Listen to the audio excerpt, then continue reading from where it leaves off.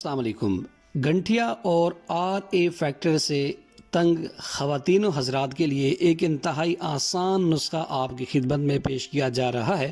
اگر آپ گھٹنوں کے شدید درد کا شکار ہیں یا پھر آپ کو گھٹنوں میں بہت زیادہ اسٹفنس اور کھچاؤ محسوس ہوتا ہے، اس کے ساتھ ساتھ اگر آپ شدید درد کمر کا شکار ہیں یا پھر آپ کا خون بہت زیادہ گاڑھا ہو گیا ہے، صبح جب آپ نیند سے بیدار ہوتے ہیں آپ محسوس کرتے ہیں کہ آپ کے تمام باڈی پین کا شکار ہے، درد ہو رہا ہے، بہت زیادہ پٹھوں میں کھچاؤ ہے، سستی بہت زیادہ ہے، نیند پوری طرح سے آپ نہیں لے پاتے درد کی وجہ سے، یا پھر آپ کو RA فیکٹر یعنی گنٹھیا کی وجہ سے آپ کے ہاتھ اور پاؤں کی ہڈیاں ٹیڑھی ہونا شروع ہو گئی ہیں، جو کہ گنٹھیا کی ایک بہت بڑی علامت ہے، تو انشاءاللہ تعالی ہفتہ 10 دن کا استعمال آپ کے لیے بہترین اور معجزہ نما ثابت ہوگا۔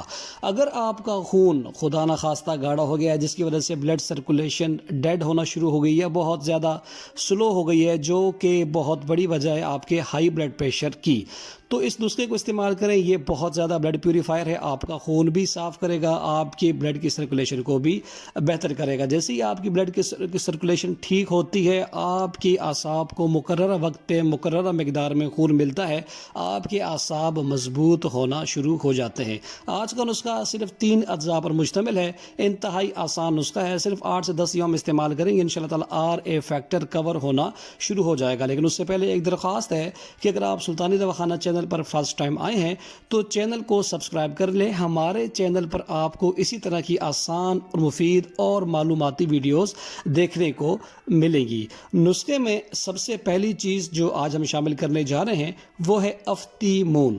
افتیمون بہترین مقوی اعصاب، اس کے ساتھ ساتھ بلڈ کلاٹس کو ختم کرنے کے لیے دواؤں میں استعمال کی جاتی ہے، بلڈ پیوریفائر ہے، بلڈ کو صاف کرتی ہے، بلڈ کی سرکولیشن کو ٹھیک کرتی ہے۔ آپ نے پرسار سٹور سے افتیمون خریدنی ہے، زیادہ پرانی نہ ہو، فریش ہونی چاہیے، اور زیادہ پرانی ہونے کی وجہ سے اس کی افادیت چونکہ ختم ہو جاتی ہے تو پھر آپ کو نسخے کی افادیت نظر نہیں آتی، پھر آپ یہ بلیم کر رہے ہوتے ہیں کہ انٹرنیٹ میں پیش کیے جانے والے نسخہ جات فضول ہوتے ہیں۔ نہیں، اگر آپ نسخہ جات دیکھ بھال کے استعمال کریں گے تو انشاءاللہ تعالی اس کی افادیت آپ کو نظر آئے گی۔ دوسری چیز است و خدوس ہے، فریش ہونا چاہیے، زیادہ پرانا نہ ہو، اس کو اچھے طریقے سے چھان لیں، مٹی کے ذرات تینوں اجزاء میں نہیں ہونے چاہیے، تمام اجزاء کو صاف ستھرا کر کے آپ نے نسخے میں شامل کرنا ہے۔ است و خدوس بھی آج کے نسخے میں شامل رہے گا۔ اس کے بعد تیسری چیز ہے مرچ سیاہ۔ مرچ سیاہ زیادہ پرانی نہ ہو، فریش ہونی چاہیے تاکہ آپ کو نسخے کی افادیت جلدی مل سکے۔